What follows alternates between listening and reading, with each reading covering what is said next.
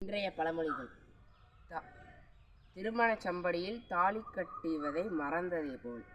அதாவது திருமணத்தப்ப 1000 வேலை இருக்கும், ஆனாலும் தாலி கட்டுற முக்கியமான வேலையை மறக்கவே மாட்டாங்க.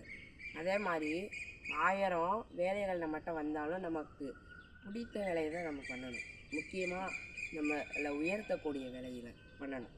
காற்றுள்ள போதே தூற்றிக்கொள்.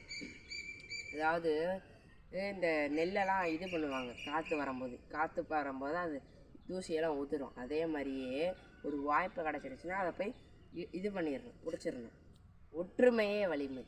ஒற்றுமையே வலிமைனா ஒரு இடத்துல தனியாக போய் நின்னா யாரும் சொல்கிறத கேட்க மாட்டாங்க. ஒரு கூட்டமாக போய் நின்னா எல்லோரும் கேட்பாங்க. ஒற்றுமையே வலிமை.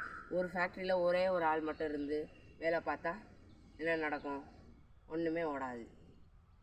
ஒரு மாதத்தில் கொடுக்க வேண்டியதை 1 வருஷம் 2 வருஷம் ஆகி போயிடும்.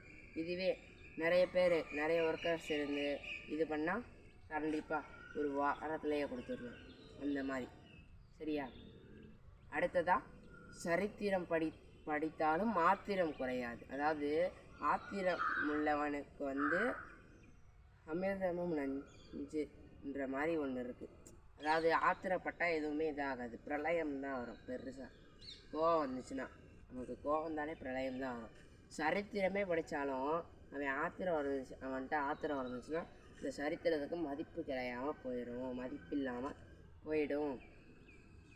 அப்படின்றாங்க, மதிப்பில்லாமல் போயிடும் சொல்கிறாங்க. சரியா?